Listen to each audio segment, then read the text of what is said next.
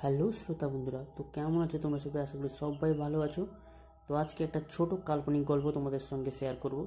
তো শুরু করা যাক। তো গল্পটা বাংলার জনপ্রিয় একটা যুব লেখকের লেখা গল্প। গল্পের নাম পৃথিবীর প্রথম ঘড়ি। তো এটা একটা কাল্পনিক গল্প।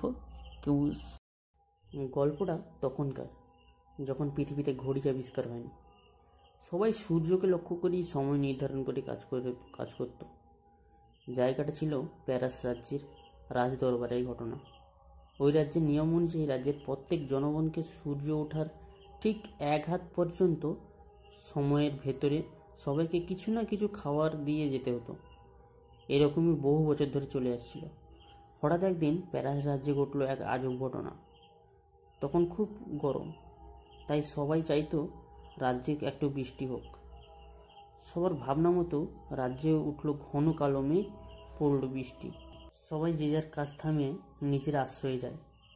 কিন্তু কি আজব ব্যাপার, প্রায় 17 দিন রিমঝিমে বৃষ্টি হবার পর বৃষ্টি থামল, কিন্তু মেঘ কাটলো না। রাজ্যের রাজা থেকে প্রজা সবাই চিন্তায় পড়ল, কবে আকাশে মেঘ কাটবে ও সূর্যের দেখা মিলবে। এর একটাই কারণ, বৃষ্টি না ওঠায় একটা বড় সমস্যা দেখা দিল।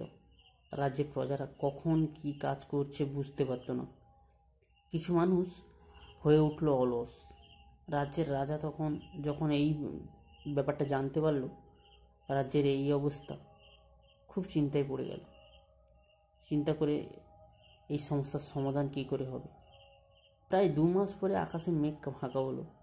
রাজ্যের মানুষ আবার আগের নিয়ম অনুযায়ী সময় নির্ধারণ করে কাজ করতে লাগলো। কিন্তু রাজার মাথা থেকে চিন্তা থামল না। পরে রাজা দেশ বিদেশে খবর পাঠালো এই সমস্যার কি ব্যবস্থা করা যায়। বেশ কয়েক মাস সমস্ত কিছু পর্যবেক্ষণ করার পর রাজা সহ তার সভাসদ সিদ্ধান্ত নেয়, রাজ্যের একটা নির্দিষ্ট পথে এক হাত করে দাগটানা ডাকবে। ওইখানে প্রত্যেকটা দাগ বরাবর একজন থাকবে এবং ওখানে হাঁটবে।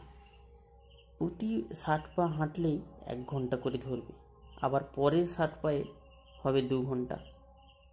এরকমভাবে চলতে থাকবে। এই ঘড়ি ব্যবস্থায় যথেষ্ট মানুষ কাজ করে, যাতে ঝড়, বন্যা, খরা যাই হোক না কেন, সময়ের সঙ্গে যাতে কোনো সমস্যা না হয়।